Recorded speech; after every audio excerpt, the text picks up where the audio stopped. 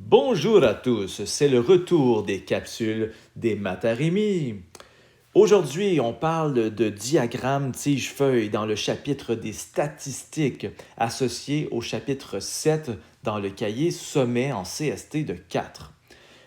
Donc, on peut voir, ça commence avec des diagrammes tige-feuille. Avec mes talents de dessinateur, j'ai dessiné une tige et quelques petites feuilles. Et on peut voir un diagramme tige-feuille en mathématiques, ça ressemble à quoi? On voit en réalité qu'il y a quelques tiges et on peut voir qu'il y a quelques feuilles. En fait, ici, il y en a 17 feuilles. Alors, si tu les comptes, là, 1, 2, 3, 4, 5, il y en a 17. Mais ce qu'il faut comprendre, c'est que le diagramme tige-feuille nous permet de faire un peu de classement, un peu de rangement. Et on peut voir en ordre croissant les chiffres, les nombres. Ici, dans le tableau qu'on voit à gauche, celui-ci, ça pourrait être, exemple, le nombre de minutes que tu as couru sans arrêter. Alors, chaque feuille vont représenter une personne. Ici, en rouge, j'ai mis en évidence le 0 avec le 5. Tu dois finalement les coller ensemble. Alors, 0,5, ça représente une personne qui a couru 5 minutes. Ensuite de ça, la deuxième personne, donc la deuxième feuille, 0, on le colle avec le 5, ça nous donne 5 minutes. Ensuite de ça, le vert, on peut voir le 1, ça veut dire 10, mais on doit aller rajouter la petite feuille et ça fait 10 piles. 10 piles, 10 piles. Alors, j'en ai écrit 3, bien sûr. Et je pourrais évidemment continuer, là. Donc, le 1 avec le 5, ça donne 15, 15, 15, 15. Alors, j'écrirais 15, 15, 15. Et parfois, il est relativement avantageux de toutes les écrire. Alors, 5, 5, 10, 10, 10, 15, 15, 15, 15, 20, 20, 25, 25. Et ça nous permet de faire des calculs un peu plus facilement que dans un tableau comme celui-là.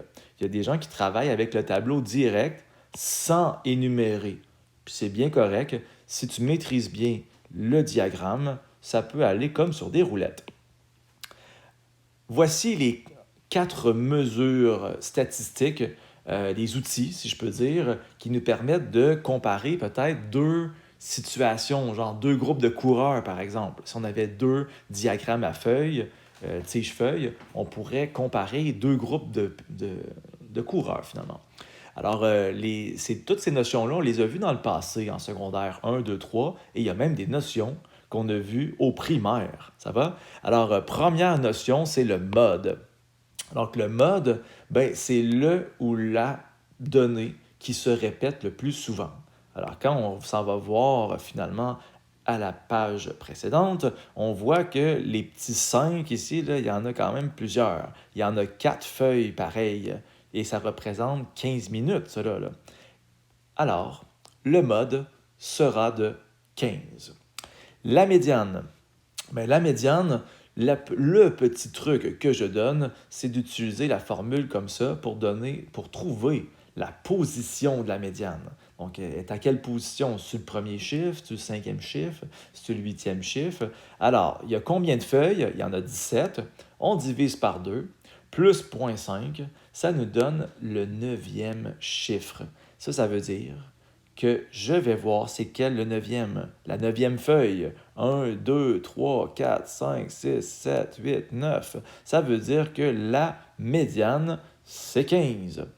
Et là, vous allez peut-être observer, ah ouais, le mode, c'est 15, la médiane, c'est 15. Est-ce que c'est normal? Ben, ça se peut. Donc, ça peut arriver. C'est pas toujours le cas, par exemple.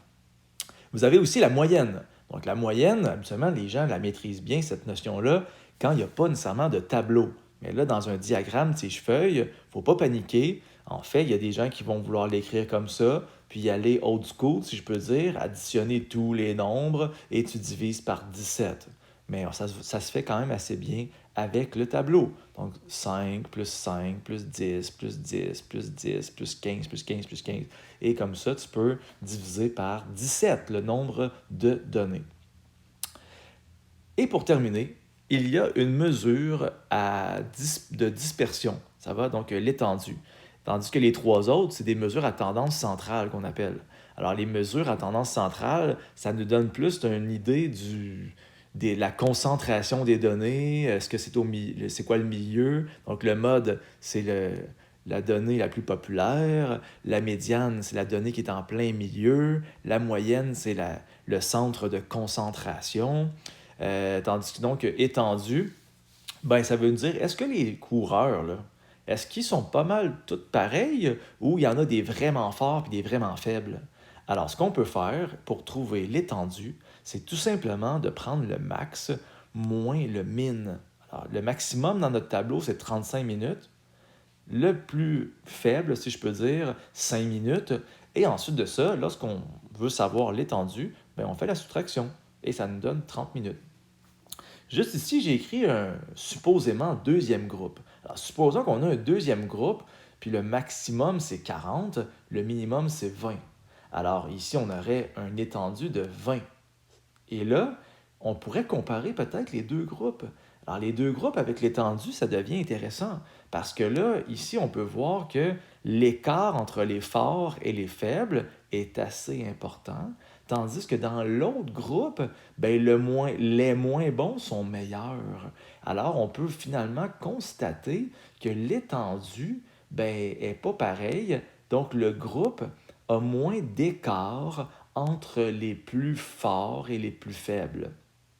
Et là, j'aurais pu mettre un 5 ici, là. Donc l'étendue aurait pu être de 30.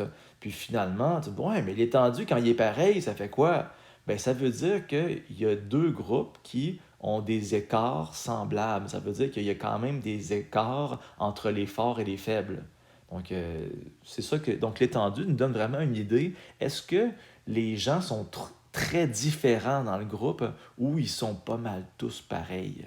Alors, voici, là, c'est vraiment 4 outils statistiques qu'on peut fréquemment utiliser dans ce genre de diagramme. Les tiges et les feuilles.